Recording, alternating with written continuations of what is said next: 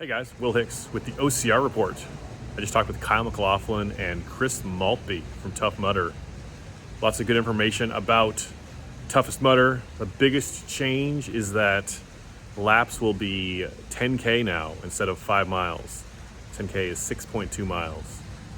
So check out the interview. Let me know what you think in a comment below. Do me a favor, would you? Be sure to like and subscribe this video. I would appreciate it.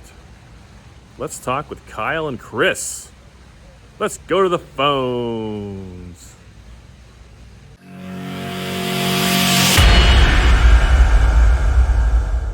Got these sexy new 10K headbands. Look at that.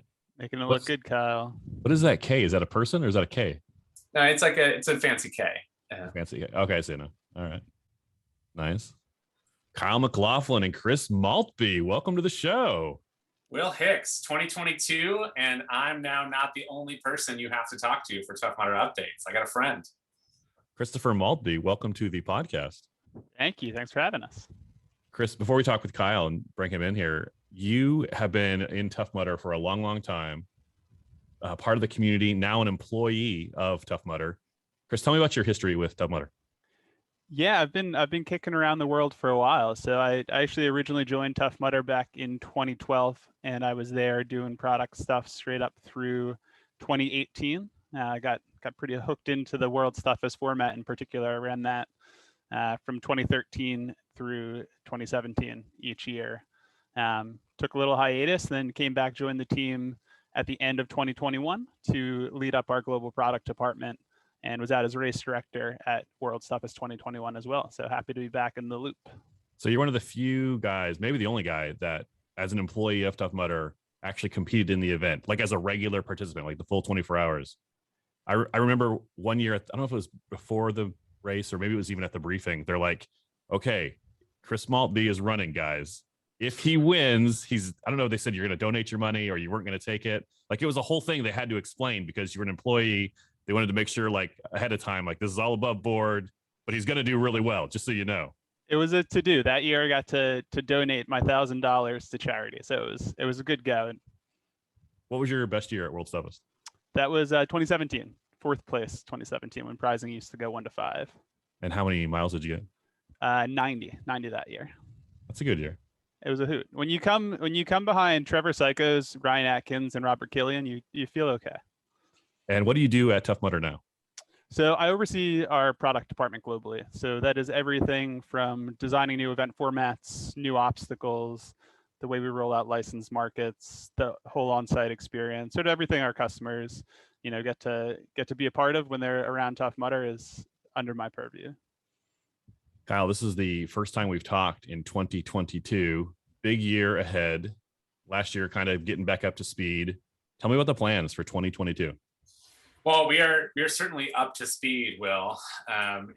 Moving fast and furious. We're launching the Tough Mudder season in 2 weeks, believe it or not. The first time probably since 2013 that we've had an event in January, which is great to see. So heading to your neck of the woods in Southern California, debut of the new Tough Mudder 10K format, which is being very well received. We did a little test of it in Florida back at the joint Spartan Tough Mudder event in December. One of the highest, customer rankings we've gotten on a new format launch and probably ever. But new obstacles in the mix, 31 US markets on the list this year, 10 potentially an 11th coming in the United Kingdom. Tough Mudder launching this year in Mexico, China, aiming to be back to Germany. So we've got quite a bit going on. Tough Mudder hasn't been in Mexico since like 2013 or 14, right? It's been a minute, but we are excited to get back. Goal is 2 events in Mexico this year, and we'll be doing some further expansion with those guys over the next couple of years as well. I know the German community has been, I'm not nervous, but kind of like, hey guys, what's going on? Tell me a little bit about Tough Mudder Germany. Yeah, so we've been aiming to get Tough Mudder Germany back up online. Europe, as many people know, has gone through quite its own roller coaster of COVID lockdowns. And every time we were about ready to launch German events, Europe would go back into lockdown again. And we didn't have a ton of confidence that, if we put something up that we were actually able to host it. So we're feeling good about where we're tracking, aiming to get 2 Germany events on towards the back end of the year. And Australia also working to get back online this year as well. That's been something we've been, the Australia lockdown has been incredibly tight, and we've seen with the Australian Open playing out over the past few weeks here. But goal is to get at least 1, maybe more Australian events in the calendar this year. They're almost coming to the end of their summer season, and it'll be the cold time of year, so this will likely be in the fall winter. China's exciting. Yeah, I've heard Joe talk a lot about China and the Asian market for Spartan Race. Tell me about getting into China. So we're working on getting into China with Spartan's local partner. So we'll be operating both brands in the space. Tough Mudder, we've been working on China for a long time. We had sort of an early foray into China back in the 2015, 2016 era that ended up getting canceled because of the typhoon. And it was sort of set back to the beginning and never got off the ground again. But China, I mean, we've had a great footprint in Malaysia and Singapore, in Korea, and a number of other places, in kind of the Southeast Asian region over the past couple of years. So China is obviously the big opportunity to go after, and a market that's really hot on obstacle course racing right now. So we're pretty excited. We're gonna talk about the endurance series in a minute, but Chris, Kyle mentioned 2 weeks from now, first Tough Mudder event of 2022. You're the race director for Tough Mudder SoCal. What can people expect in SoCal? So I think it's going to be a good launch to the season. We've got a couple new cool things we're trying out there. A couple small updates to some of the course challenges you would have seen over the years. So things like hold your wood, sandbag carries, that sort of thing. We're working on some cool updates there to make those pretty fun and exciting. One big one that Tough Mudder veterans should remember well is Crybaby. We've got a new design of Crybaby rolling out in SoCal. So love it or hate it, you can look forward to that one out there. Your gas is back in 22, Will. It's really the headline there. So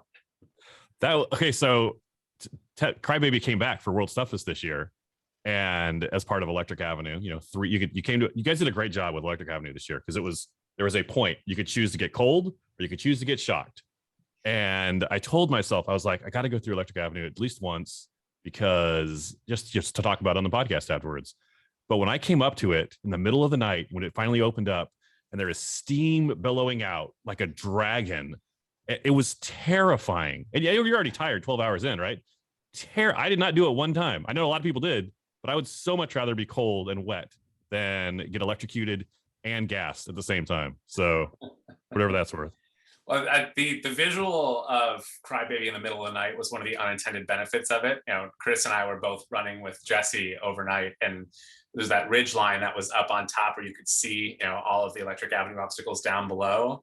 And I think from up there, we were like, holy shit, like what is the complete, and you're right, it did look like a dragon billowing, menthol tear gas out the side of it. But we're excited to bring. I mean, we didn't feel like it was particularly culturally appropriate to do an obstacle that intentionally makes people cough and sneeze in 2021, but the world's ready for it. The world's ready to have their tear gas back.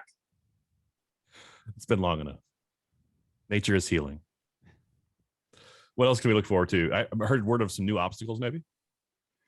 So we've got some tests going on through the first couple of events of the season. So over the course of 2022, you're going to see some very cool things rolling out, updates of old features, and some brand new stuff coming. We won't give away too much just yet out front, but through the first half this year, you can expect some new stuff rolling out. Unlike years past, Will, where we've kept obstacle innovation to this like very specific moment in time, where it was people assembling and testing obstacles, and then we would add a few of them for the next year.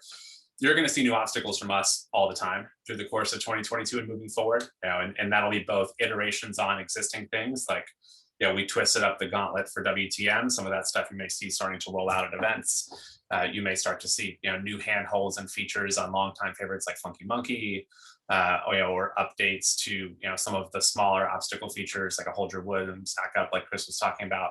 And we do have 3 or 4 new marquee features that'll be rolling out through the middle part of the year. You'll start to see those pop up in April, May, June, so on and so forth. But the goal is that if you run SoCal in January, that by the time you come back to LA in April or San Diego in December, you're going to find different obstacles and different components at each of those 3 events.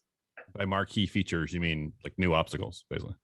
Yeah, but when we say marquee, we mean like a hold your wood's not a marquee feature, but like as a tease, pyramid scheme will be coming back onto course this year. We've got a completely newly redesigned, new experience pyramid scheme.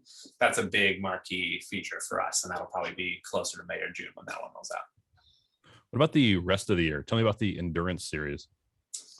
Well, Chris is going to walk you through Infinity, which is our newest product. We're very excited to launch that in the Midlands here in April in the UK, and Philly in May in the US. But 13 Infinity events on deck for this year, potentially a 14th coming. So, Chris, why don't you share the update?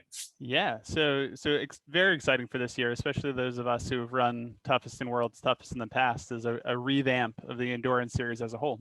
So Tougher Mudder, as you might have known at the time, first wave, has gone away, and Tough Mudder Infinity, Kyle here is showing you the beautiful new finisher medal, is rolling out this year. So for the first time, all of the endurance series events fit sort of a similar profile. Infinity is a 8 to 9 hour loop-based format. So participants are going to head out first on course on Saturday mornings at those events at 7:30 a.m. Everyone's going to run a 15K lap to start. And then after that first lap's done, you basically have, the rest of that day to do 5K or 15K loops, based on your own personal strategy to rack up as many kilometers as you can over the course of the day. At 1:30 p.m., so 6 hours after that start line opens up, the 15K course splits are going to close up, and then you've got a couple more hours to keep starting 5K loops. 8 hours from when the start line opens, start line closes, but just like World's Toughest, you've got an extra hour to finish that last lap that you're on. So it's really a strategy game. This comes down to each individual participant and their own goals. Will, I know you know well, the teamwork component of all the Tough Mudders competitive events is something kind of special. So this whole format's set up to, have a whole bunch of Infinity participants out there with our normal 5K, 15K participants on those Saturdays working together to really put up some cool mileage while they're out there. There'll also be, a drop zone area just for those athletes. So, dedicated space for Infinity athletes to put all their nutrition, their sock changes, equipment like that. It won't be a full tent pit area like you'd have for Toughest or World's Toughest, but it'll be a little dedicated zone for them to drop their stuff and then get quick back out on course, as fast as they want to. Is that kind of like the half table like we had for Toughest? Yeah, it'll be similar to that. So you have dedicated space there, pre-allocated. You pop your stuff down, and get right back on out. And another cool thing with Infinity, just like Toughest World's Toughest, we have distance-based achievement awards at this one. So Kyle has some of the awards he can show you over there, but they're basically headband medallions. So starting at 30 kilometers, going all the way up to 60, there's dedicated badges that go on, and 60 is sort of the equivalent of the 100-mile bib, I would say, at a World's Toughest. So at 60 kilometers, there's actually going to be a more substantial belt buckle like medal you can win, but you're going to have to really be gunning it if you're going to get 60K at an Infinity event this year. I feel like I have to constantly do the math backwards. Like, how many 60 kilometers is, okay, that's 12 5Ks. So, and a 5K is 3.1, I know. So 12 times 3.1, that's not right. 18,000. Anyway, so we're a global company now. We think in miles and kilometers. So yeah, I think it'll take a little bit for everyone's collective mind to wrap around the kilometer-based courses, but in due time, each of those achievement levels will have their own level of animosity. It's no doubt. We as Americans don't like to hear it, but if you look at a map of the world and like who's using miles and who's using kilometers, there's only one country that's using miles. So it's kind of on us at this point. I know we use our UK office as they translate for us when needed, but we've dialed all the distance and achievements in, based on what we know for pacing from our other formats. So you can rest assured those levels will present a good challenge there. And similarly now, contender status for World's Toughest will include performances at Infinity. So there are kilometer-based cutoffs there for achieving contender status, and new this year as well. In the past, elite contender status was an invite-only category. There's some lofty achievement levels to lock in elite contender status for the top athletes as well. Have those numbers been set? Those will launch tomorrow alongside all of the updated rules for each of the competitive series events. But there's a full for each past World's Toughest experience, 2022 toughest results, and Infinity results, all new updated numbers in there, along with a few ways to qualify through Spartan events. So Infinity finisher swag. There's the headband, obviously. Headband. Yeah. There is a medal. Yeah, it'll be a purple headband. I don't have it. I'm at home today, so it's at the office. But a deep purple headband, the Infinity finisher medal here, and all of the Tough Mudder endurance medals this year will have the I-tab spot on the back for people who want to do the customized medal with their time or their achievement. You'll get the Infinity race bib, for participation, and then starting at 30K, you'll be able to earn these headband medallions that clip onto your headband, and they go all the way up. They're silver from 30 through 45, and then they're gold for 50, 55, and 60 kilometers. So starting at 30, every 5 kilometers has its own clip-on. What are they called? The clip-on headband medallions. Headband medallions. Yeah. Exciting. So Infinity launches at Midlands in the UK, April 23rd, 24th weekend, and then will be part of our Philly endurance weekend, May 20th and 21st. Philly, we are going to bring for the first time, the unholy grail to the US. It's been a UK only piece. We've had a few unofficial finishers of the unholy grail in the past, but this year with the new update will be Infinity on Saturday, minimum of 20 kilometers. An overnight toughest experience, and then the 5K and 10K on Sunday. So if you do all 4 in the single weekend, you'll be considered an unholy grail finisher. And we've got some unique swag and prizing that we'll be debuting for that as well. Tough Mudder Infinity, toughest Mudder, Tough Mudder 5K, Tough Mudder 10K. Yep. On Sunday. So you're looking at a minimum of 75 kilometers there. The overnight requirement is 40 kilometers on the toughest course. So a little tidbit Chris snuck in there. If you notice, we're saying kilometers on the toughest course. Now, another update we're going to be launching tomorrow, Will, is that toughest, which has been a 5-mile course with 20 obstacles, will switch this year to being the 10-kilometer course, still with 20 obstacles, so a little bit more running on the overnight toughest course, but trying to sync up our globally consistent metric system shift here. And will also allow us to not have to modify that course in turn for the Sunday 10K format as well. But with that, all of the achievement earnings and awards for that will shift to being kilometer based. So we'll start to do patches at 30K, Chris, or 40K on toughest. They begin at 40K for toughest. All the way up to 100K at toughest. The toughest is still a 12-hour event. Still 12 hours, Philly and Indiana in the US this year, and then the Northwest venue in the UK, which is hands down probably one of our best venues globally in the world. So if you were thinking of an international trip this year, a September toughest in the UK, Northwest is going to be pretty epic. Speaking of UK, this is a new venue for toughest over there, isn't it? It is. Toughest has been in Midlands for a long time. Maybe I think every year since we've had Europe's toughest in the UK. So this is a venue switch, moving it a little bit further up. But an incredibly muddy course, really beautiful terrain, challenging venue. And we'll put it a little bit later. Europe's toughest has typically been in June. This is going to move back to the first weekend of September. It'll be the same weekend as Poconos here in the US. Great training event for World's Toughest. Yeah. Toughest UK was not every year, but almost every year was the same weekend as Mother's Day here in the US. Yeah. And that's a hard sell for the family. So it's a little more likely now. That's good. We've heard, so we've shifted it back a little bit later in the year. Chris, tell me more about toughest this year. Yeah, so toughest, as Kyle mentioned, is switching over to that 10-kilometer course with achievement levels to boot. New this year for toughest in addition, fancy finisher medal, and the kilometer-based patches that we're doing. For toughest, there's a small update to the team category at both toughest and World's Toughest. So in the past, we've done 2-person and 4-person teams as separate relay categories. New this year, we're going to have a single team category, anywhere from 2 to 4 participants in that category competing against each other. So there's a bit more optionality. It's going to be one category where we think we'll get some great competition. And the rules in that category are updating now as well. So in the past, there was a caveat around having 50% of your team on course at a time.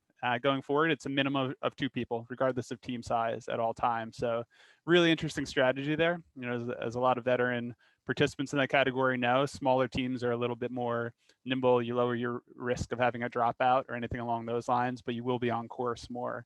So I think we'll get some really, really exciting strategy there. And, you know, sort of our approach is to make sure that that teamwork category is firmly planted in teamwork between the teammates out there. So, you know, you're not going to be running out as an individual if you're on a team. You're always going to be out there with one other person, pull each other through, and we think it better capitalizes on the experience you've got there. But okay, so let me repeat that, make sure I understand that. So this is for toughest mutter. The team, there's one team category. So whether it's 2 people or whether you have, is there a maximum? Is it just two or 4? 2, 3, or 4 people, so up to 4. 2, 3, or 4 people, and in the past, it was everyone has to be on the course for the first lap and the last lap. Is that still the same? Yes, that's. And then for every lap in between that, a minimum of 2 members of the team must be on the course. Exactly, regardless of team size. So if you're a 2-person team, that means the 2 of you are running together all the time. If you're 3 people, 1 person can sit out some laps. 4-person, 2 people can sit out. All right. Yeah. It's a big change. It should make it an exciting competition. And changes the strategy consideration of it. I mean, we've seen some big achievements in the 2-person category. I mean, the 4 locos, 2 locos, team really mixing it up and crushing, owning it across the board this year. But one of the things we have seen and what we're trying to solve for here, Will, is that a lot of times people would start as a 4-person team. Somebody would drop out, due to an injury, or they would have somebody drop out, the day before the event and not be able to start, and then they were sort of disadvantaged in where they fit into the ecosystem. So this gives you a lot more portability in a team. You can start with 2, you can end up with 3, you can end up with 4, you can drop down to 3 or 2. You don't end up having to switch categories. You don't end up having to disband as a team. You can still participate in the team category, as long as you're more than 1 person, but with the ability of really changing your strategy on how you're going to take the course on. The team category is something that might not be top of mind for a lot of people, but I remember originally at World's Toughest, it was 4-man teams and you had to be together the entire time. And that's how Hunter McIntyre, that's his team won, that whatever year that was, 2015, 2014, with, a 4-man team full time. And then it changed. There was actually a little bit of pushback when it changed to the relay format a couple years later. And so it's not totally bringing it back, but I can see that. It might take some time for everyone to wrap their brains around it, but that'll be something to watch. Go ahead, Chris. I was going to say it makes it a little bit easier to recruit a team too. It's a bit hard if you want to be on course the whole event. The 2-person team category was really dominated by individuals racking up tons of distance and just switching back and forth the whole day. Now for any of us that might want to run as a team with 2 people, because we're attracted to the teamwork element, it's a lot easier to recruit 1 teammate who might be sick in the head in the same way that you are to go out there and really take it on. I've run World's Toughest as a team for the past, I think every year since 2016 when I ran. It was, and we all stayed together the entire time, kind of thing. So I love the team category. I think it's great. So yeah, that's great. Well, and the relay has done exactly what we wanted it to do, in giving people who were new to the endurance experience a chance to take it on in a way where they didn't feel like they had to be on course the entire duration, and they could swap in and out with the teammate and have that experience. But we've also got the locos end of it, of people who are using it as a really great training platform as well, to really optimize their speed, their mileage, and their lap strategy for doing WTM. So I think this hits the best of both worlds and gives people a chance to take on team category for either reason. But we're excited about Infinity. I mean, I think our goal, Tougher was always sort of like this bolt-on to Tough Mudder weekend, and people liked it. It was a great chance to be first out on course, on a weekend morning. People who wanted to go out and take a race lap, you could still do that as part of the Legionnaire wave that'll launch, this upcoming event in SoCal here. But Infinity is a great stepping stone from doing a Tough Mudder 15K to taking on Toughest. That leap before of like doing a classic and doing 8 or 10 miles and then being like, well, I'm going to sign up to run 12 hours overnight is a huge transition for a lot of people. Infinity now gives you the chance to come and do like, well, maybe I can do more than 15K. Let me do 20K, 30K, 40K. and then making that transition to taking on 12 hours overnight with a headlamp and a wetsuit with a pit, is a much more natural step than going from 10 hours on a Saturday morning 10 miles on a Saturday morning to 12 hours overnight. Yeah, that's always been a big leap, right? The toughest to eventually the world's toughest. So. Yeah. And in the same way where like 5K was a big leap to classic, when we took the Tough Mudder half out, after the 2018 season, the half was sort of a weird product. Like people didn't understand what it was. They thought it was a half marathon. It kind of sat, it was too close to 5K. And it was like, I could do a 5K of 3 miles or do 2 more miles and do a half. But 5K, 10K, 15K is turning out to be really good progression. The numbers for 10K are really good. People are really embracing the product. We're offering it mostly on Sundays in most markets right now, which is going to make Sundays a little bit more of a balanced out day. And now that you can earn Legionnaire status with a finish on any distance, it changes the equation for how Legionnaires want to balance their weekend. We should talk about that before we go. That's a big change this year as well. Chris, anything else on toughest before we keep moving on? No, I think that sums it up. It's more of the things you already love on a 10K course. So yeah, it'll be great. I think we've got a really good progression in the endurance series in general this year. Yeah, well incentivized to earn the Holy Grail, and as we were talking about with the unholy Grail, a couple of other kind of cool things you can knock out this year. So Kyle, before we talk world's toughest, headband count. Count. What is a Tough Mudder? What counts as a Tough Mudder headband event? Starting in 2022, your Legionnaire status will include any finish 5K, 10K, 15K, or Infinity Toughest in WTM. So any one of those events will add to your tally. Will add to your tally officially. We're not retroactively counting anything. We're not tabulating any past 5K, half, or other distances. But going forward, every adult Tough Mudder finish will count towards your Legionnaire head count tabulation. And that, honestly, is a change that has been a long time coming. It's something that we've been talking about and pondering and kicking around for a while. If you ask the average person who's finishing a 5K or finishing a 10K, their first time Tough Mudder person, they're going home and telling their friends, I ran Tough Mudder this weekend. They're not qualifying it to say like, well, I ran Tough Mudder, but it was only the 5K and it didn't really count. And that, like, the community we want to be and the type of people that we want to come and embrace this and be a part of pursuing their own health, fitness, OCR journey with us is not about reaching this level of elitism where it doesn't count if you do something less than that. For the person who's getting out there doing their first 10K, I mean, it's a substantial accomplishment for a lot of people, and we want to be able to recognize what it means to cross the finish line, regardless of how many miles you put in to get there. And it's worth noting that the way we design the product sort of slots into that general concept as well. You might remember when 5K and half had launched, there was the obstacle selection for those courses it went from an easier course to a harder course. But the way we're aligning product now is to have a fully baked Tough Mudder experience at no matter what level, what distance you choose to go. They're all challenging in their own way. But from last year, Electroshock was on the 5K course.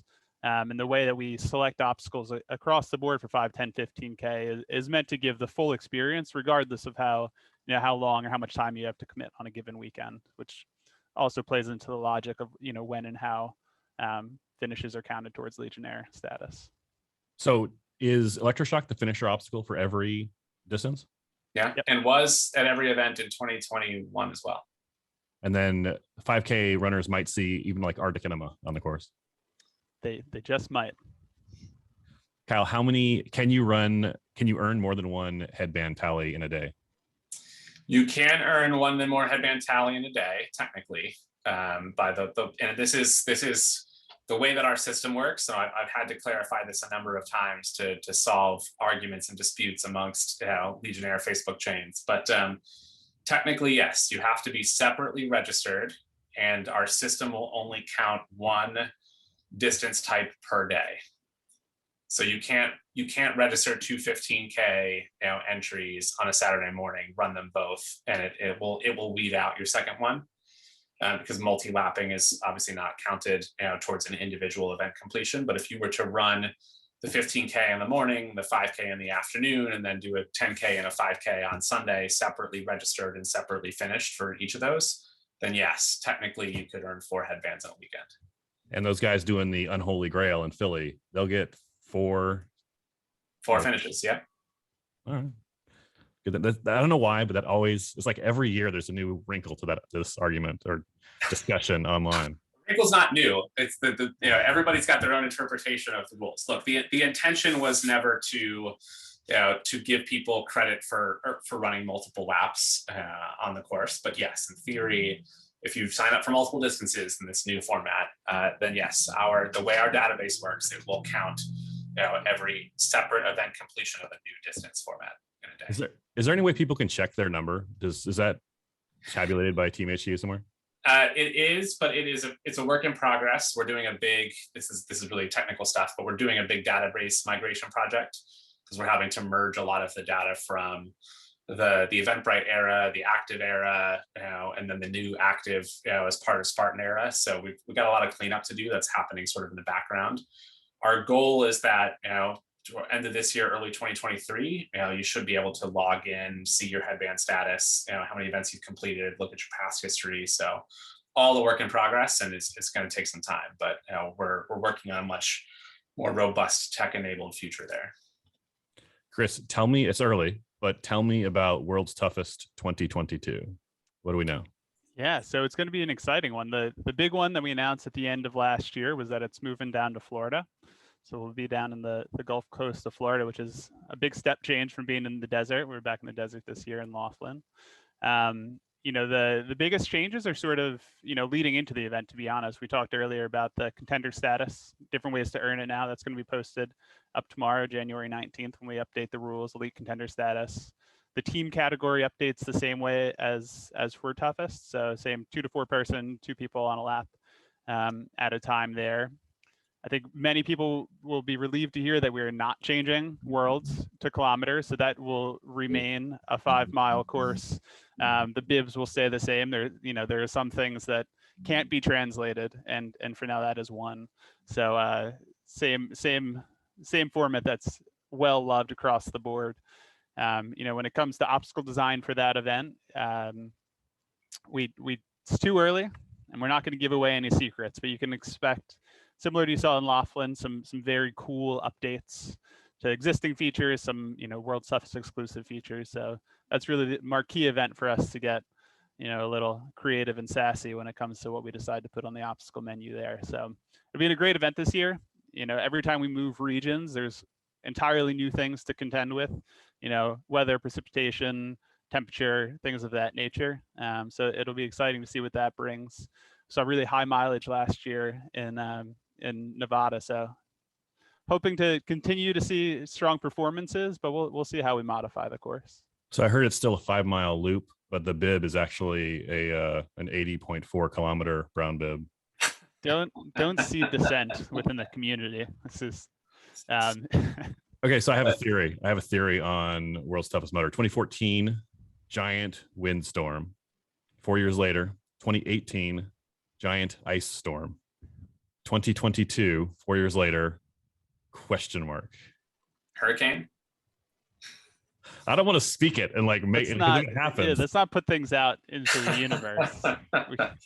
It would be our luck. I mean, we seem to attract all the finest weather at Tough Mudder, so we'll take whatever is dished our way. But we'll have more on this in the next couple of weeks. But we are also in the process of developing an official adaptive program, which we talked about a little bit at the brunch this year, and that'll be something not only for WTM but also for regular Tough Mudder weekends as well. So new categories, ways of participation, obstacle modifications, things across the road to recognize the already incredible achievements that are happening amongst our adaptive athlete community. So we'll have more on that in late February, early March. That was kind of inspired by your experience on course with Jesse Strahan, right? In fairness, it's been something we've been working on for some time, but it only further solidified our commitment to it. And it was not just me. Chris was out there with me. Jonathan and Garrett from our team got a chance to be a part of that as well. Jesse's been working with us as members of our team, Sarah Fox and others, on helping to build this out and design this. So we're pretty excited about what we got in the works. That's awesome. Kyle, Chris, what else should we talk about? What else is coming up this year? I mean, that's enough. We packed a lot into that 30-minute podcast, Will, but we've got a lot going on this year. Keep your eyes open. We are we're marching towards January's a big ticket sales month for us. Prices go up on the 31st. So if you haven't grabbed your tickets or your passes yet for this year, now's the time to do so. We are starting to sell out a lot of early morning waves and a lot of the bigger, more popular events. So, don't delay. It's time to plot your calendar. We've got some big venue announcements and releases coming in the next couple of days. New England in particular, which I think a lot of people will be excited about. I returned back to a ski mountain venue, which we haven't been at New England for some time here. So, and San Diego announcement coming in the next few weeks back for your neck of the woods as well. Christopher Maltbie, any last thoughts? No, join us out in SoCal. It's getting cold up here on the East Coast, so it's a good time to take a little trip and get an early season event. Kyle McLaughlin, Chris Maltbie, thanks much. Thanks, guys. Thank you.